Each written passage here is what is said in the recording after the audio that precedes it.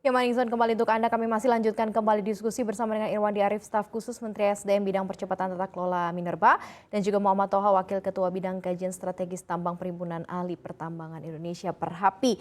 Kita lanjutkan kembali diskusi kita ya, terkait mengenai memang hilirisasi sekarang jadi kunci. Kedepannya memang fokuskan begitu ya, semua hasil positifnya adalah untuk masyarakat secara luas yang juga akan menikmati. Nah, saat ini sekarang ya mungkin kita akan fokuskan kepada apakah kemudian mungkin Indonesia menjadi negara yang terintegrasi mulai dari hulu tambang hingga hilir industrinya ini dikuasai semuanya. Rantainya juga semuanya adalah milik Indonesia begitu ya, dikuasai oleh Indonesia. Seperti misalnya dari tambang nikel yang kita miliki hingga ke produk akhir, Indonesia ini bisa akan menjadi raja untuk industri baterai, untuk electrical vehicle begitu ya. Ini akan seperti apa Pak Irwandi kalau dari Anda? Ya, pertama, keseriusan pemerintah dalam hal hilirisasi berbagai komoditas tambang sebenarnya sudah terlihat dari berbagai hal yang sudah dilakukan ya. Pembangunan pabrik smelter untuk komoditas seperti nikel, bauxit, dan tembaga itu sangat berkembang sampai saat ini. Misalnya yang sedang berlangsung di 2 smelter tembaga yang dilakukan oleh PT Aman dan PT Freeport di Gersik ya, PT Aman di Nusa Tenggara Barat. Kemudian nikel pengembangannya juga itu terjadi di Sulawesi, sangat pesat, baik untuk HPAL, untuk baterai menghasilkan MHP, maupun untuk dan beberapa upaya untuk menggunakan energi hijau itu juga sudah dilakukan, misalnya mengganti PLTU batubara menjadi misalnya sementara ini ke gas dulu ya.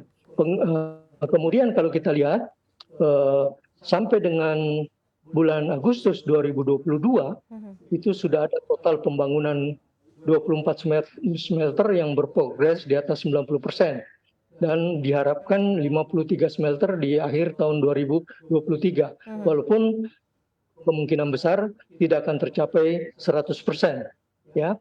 Dan kemudian sebagai contoh nikel yang sangat populer, ini kita ada 3 jalur, jalur ke stainless, besi baja, jalur ke baterai, kemudian ada jalur ke powder metal. Ya. Powder metal kita belum punya, itu dikembangkan banyak di Jepang dan sangat mahal harganya. Ya misalnya untuk industri pesawat terbang.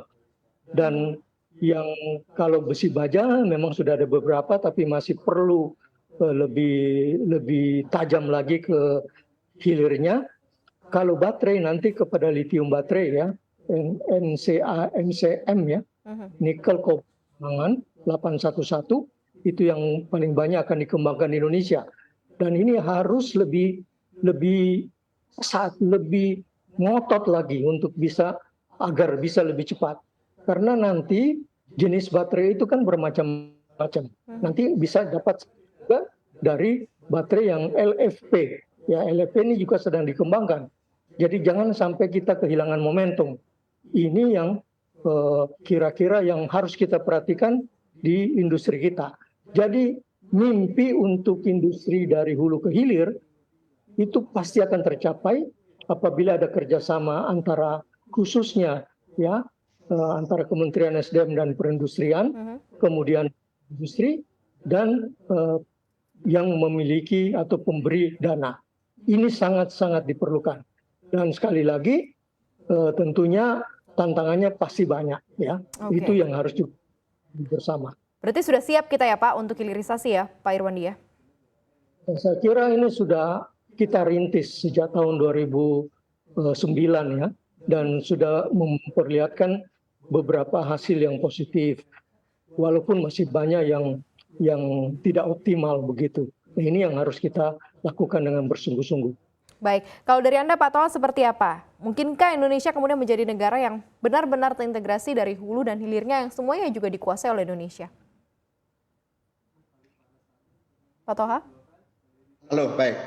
Ya, saya mengambil analogi yang menarik soal bagaimana kita sebagai sebuah negara di tropis yang tidak mempunyai sumber daya gandum, ya kan? Negara kita ini karena tropis itu kan tidak bisa gandum tumbuh di sini. Tetapi apa yang terjadi? Yang terjadi adalah kita seluruh gandum Indonesia itu seluruhnya diimpor. Kita pengimportir gandum terbesar, tetapi dari gandum yang kita impor itu kemudian kita mampu lakukan hilirisasi dalam bentuk tepung terigu, dan tepung terigu itu kemudian kita olah menjadi berbagai produk makanan yang bahkan kemudian produk makanan itu berhasil kita impor balik, kita ekspor balik. Gitu.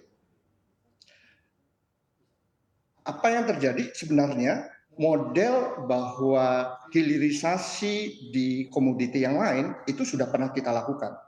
Kita bisa melakukan hilirisasi terhadap gandum, kemudian bisa menghasilkan Indomie, menghasilkan Supermie dan lain-lain, bahkan makanan-makanan yang beraneka jenis, dan bisa meningkatkan nilai tambah yang luar biasa besar, gitu kan, terhadap material yang tidak kita miliki, gitu.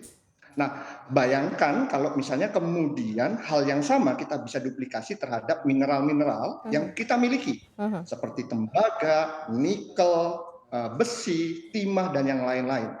Nah, bayangan saya adalah kalau kemudian itu bisa kita lakukan, bagaimana kemudian tepung terigu bisa menghasilkan aneka produk-produk yang bernilai jauh lebih tinggi daripada gandum yang kita impor, maka kemudian itu juga akan, kalau misalnya kita lakukan hilirisasi terhadap nikel, nikel bisa menghasilkan ferronikel, ferronikel menghasilkan stainless steel, kemudian stainless steel menghasilkan produk seperti misalnya alat-alat kedokteran, alat-alat rumah tangga untuk manufacturing dan lain-lain, maka bisa dibayangkan bahwa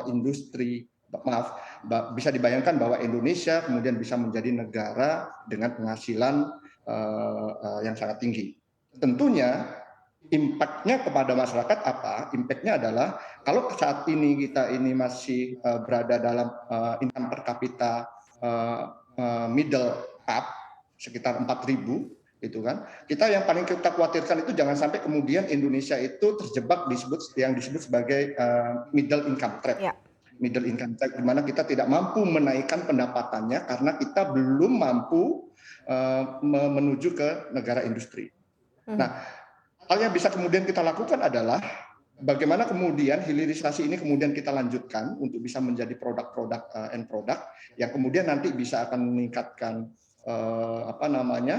pendapatan negara dalam bentuk devisa dan PDB, dan kemudian impact-nya adalah pendapatan masyarakat juga meningkat secara signifikan. Bayangan saya seperti itu. Oke, saya kembali lagi ke Pak Irwandi ya. Pak Irwandi, satu catatan terkait hilirisasi industri tambang ini adalah masalah investasi di sini. Data Modi di SDM mencatat bahwa nilai investasi sektor minerba hanya 2,3 miliar US dollar per Juli 2022, ini yang kami ambil. Sedangkan untuk membangun smelter saja kan sudah butuh 2 miliar US dollar ya. Kenapa ini masih agak-agak seret sebenarnya? Apa sebenarnya hambatan untuk mendorong investasi turunan untuk produk minerba ini, Pak Irwandi?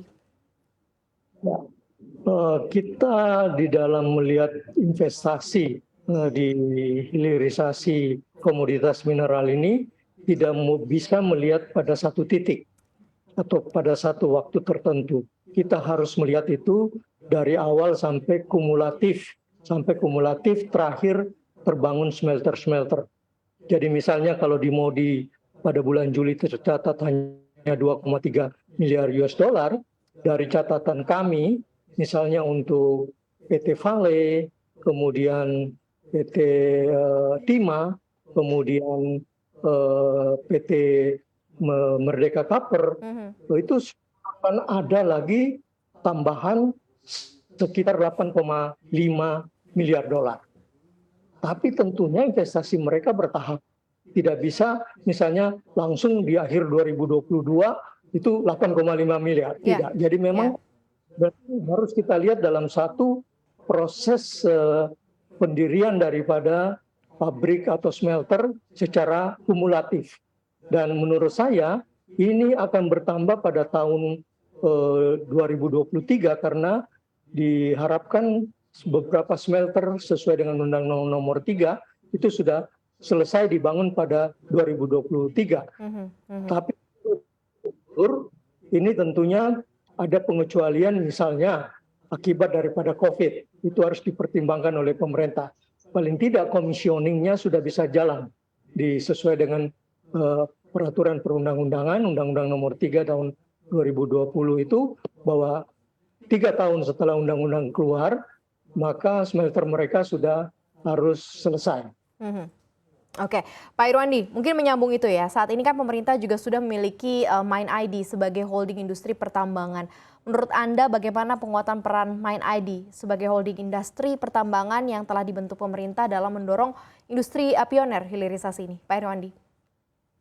Mind ID dibentuk oleh pemerintah, ya, holding dari semua perusahaan tambang BUMN kita ya.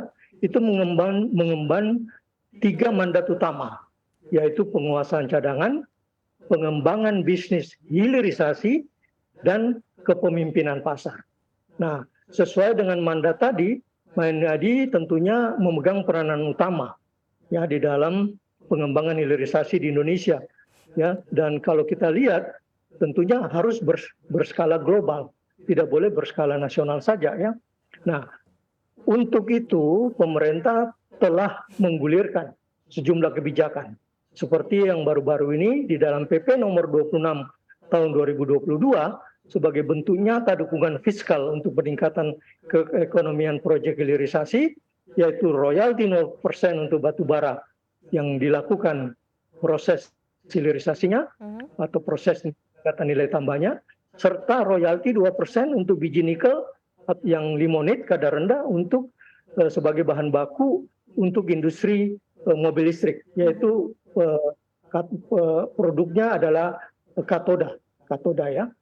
Nah, pemerintah yang kedua, pemerintah juga memiliki arah pohon industri, pengembangan komoditas tambang yang menjadi roadmap penguatan kemandirian industri dalam negeri. Nah, pohon industri ini perlu disinkronkan dari bagian produk antara hingga pengguna air seperti yang kita bicarakan selama ini, supaya sistem di industri dalam negeri dapat terus tumbuh. Ketiga, kunci utama penguatan industri hilirisasi ini adalah dukungan kebijakan fiskal dan non-fiskal, termasuk ketersediaan energi primer dengan harga insentif khusus yang dapat meningkatkan keekonomian proyek. Nah, tentunya pemerintah saat ini juga sedang mengkaji perihal komoditas mineral lain seperti mineral kritis dan mineral strategis nasional, yang mana nantinya semua komoditas yang masuk dalam kategori ini harus dikelola dengan baik, termasuk arah hilirisasinya. Harapan tetap ada dengan satu catatan, kalau boleh Mind ID ini lebih progresif.